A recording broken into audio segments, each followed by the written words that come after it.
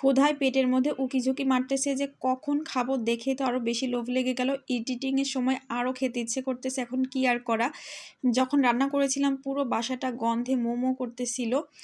আর কয়েকটা আপুর রিকোয়েস্ট ছিল যে আপু তেহারির ইজি রেসিপি দাও, আর সবাই জানে যে আমি ইজি রেসিপি দেই আমার পেজে, প্রতিটা ভিডিও একদম ইজি ওয়েতে দেখানোর চেষ্টা করি।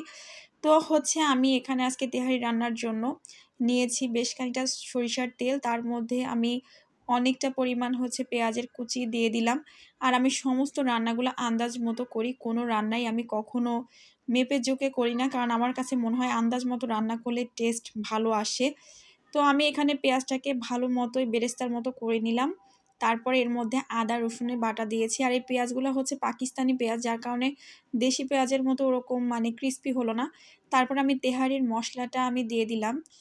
তো রাঁধুনি তেহারির যে মশলাটা ছিল সেই মশলাটা দিলাম, আর এখানে বেশ খানিকটা টক দই দিয়ে দিচ্ছি, যেটা আমি বাসাতেই করেছি। গুঁড়া দুধ, একটু গরম পানি আর একটু ভিনেগার মিক্স করে সাথে লেবুর রস দিলে আরও ভালো হয়। তারপরে স্বাদ মতো একটু লবণও দিয়ে দিলাম আমি। দিয়ে ভালো করে নাড়াচাড়া করে নিচ্ছি। এর মধ্যে আমি কয়েকটা কাঁচামরিচ মাঝখান দিয়ে একটু মানে হাত দিয়ে ভেঙে, ভেঙে দিয়েছি আরকি। পুরোপুরি আলাদা করে দিইনি বা চিড়ে দিইনি, এভাবে দিয়েছি।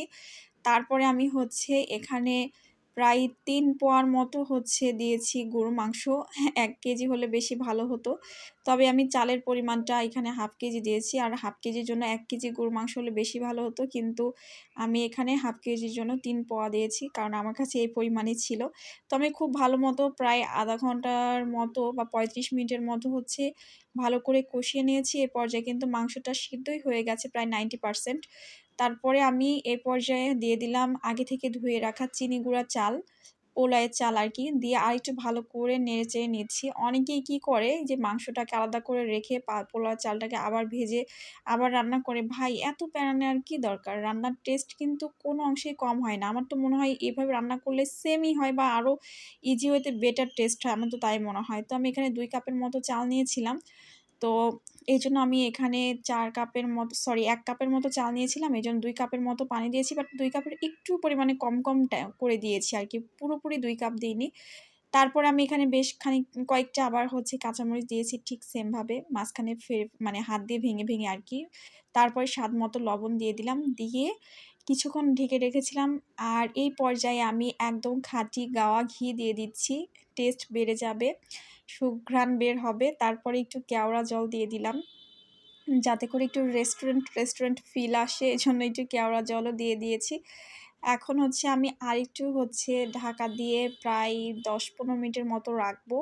রাখলে দেখা যাবে যে পুরো পানিটা টেনে নিয়েছে, নিয়ে আরেকটু ভালো ঝরঝরে হয়েছে। তবে এই পর্যায়ে আমি একেবারে তুলে ফেলবো না। আমি আরও ৫-৭ মিনিটের মতো একদম মৃদু আঁচে চুলার উপর রেখে দিব, তাহলে আরও বেশি ঝরঝরে হয়ে যাবে।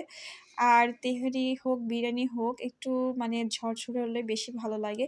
তো আমি আরেকবার ঢাকা দিচ্ছি, দিয়ে হচ্ছে এখন দেখেন কি পরিমাণ যে ইয়াম্মি হয়েছে। ক্যামেরার রেজোলিউশন কম থাকার কারণে ভালো করে কাছ থেকে দেখাতে পারলাম না। তবে ভালো লাগলে লাইক, কমেন্ট, শেয়ার দিতে ভুলবেন না। আল্লাহ হাফেজ।